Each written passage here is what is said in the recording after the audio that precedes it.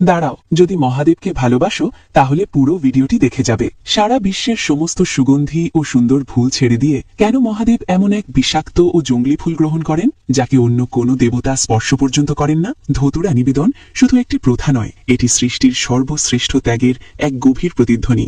এই কাহিনী আমাদের ফিরিয়ে নিয়ে যায় সমুদ্র মন্থনের সেই মহাক্ষণে, যখন অমৃতের আগে উঠে এসেছিল ভয়ঙ্কর হলাহল বিষ। সেই বিষের প্রজ্বলিত আগুনে যখন 3 লোক ভস্মীভূত হতে বসেছিল, তখন মহাদেবী এগিয়ে এসে সেই মহাবিষ নিজের কণ্ঠে ধারণ করেছিলেন।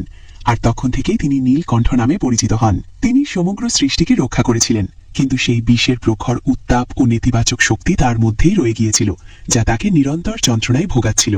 কথিত আছে, এই বিষের প্রভাব শান্ত করতেই স্বয়ং মহাদেবের হৃদয় থেকেই ধতুরা গাছের জন্ম হয়। এটি কোনো সাধারণ গাছ ছিল না, এর মধ্যে ছিল এমন এক আশ্চর্য ক্ষমতা যে বিষ ও নেতিবাচকতা নিজের মধ্যে শোষণ করে নিতে পারে। দেবতারা সেই ধতুরার ফুল মহাদেবকে অর্পণ করলেন, আর তার শীতল প্রভাবে মহাদেবের যন্ত্রণা প্রশমিত হয়। কিন্তু এই কাহিনী শুধু একটি ঘটনার বিবরণ নয়, এটি এক গভীর দার্শনিক প্রতীক।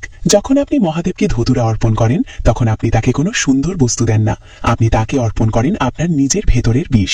সেই ধতুরা প্রতীক আপনার অহংকার, আপনার ক্রোধ, ঈর্ষা, হিংসা ও দেশের। এটি আপনার সেই সমস্ত তিক্ততার প্রতীক যেগুলো আপনি নিজে থেকে দূর করতে পারেন না। আপনি মহাদেবকে জানান আপনি আপনার দোষগুলো স্বীকার করছেন এবং সেগুলো শুদ্ধ করার জন্য তার চরণে সমর্পণ করছেন। মহাদেব বৈরাগী, সুন্দর বস্তু তাকে মোহিত করে না, তিনি দেখেন অনুভূতির পবিত্রতা, বস্তুর সৌন্দর্য নয়। ধতুরা অর্পণ করে আপনি জানান আপনি তাকে আপনার নিজের সবচেয়ে সুন্দর অংশ নয়, আপনার সবচেয়ে সত্য অংশটি দিচ্ছেন, নিজের সমস্ত সীমাবদ্ধতা ও ত্রুটি সহ।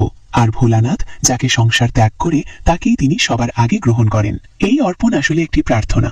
হে প্রভু, যেমন করে আপনি একদিন সমগ্র জগতের বিষ পান করেছিলেন, তেমনি আমার ভেতরের এই বিষও গ্রহণ করে আমাকে মুক্ত করুন। সেই নীলকণ্ঠ মহাদেবের প্রতি প্রণাম, যিনি আমাদের অন্তরের বিষকেও অমৃতে পরিণত করার শক্তি রাখেন।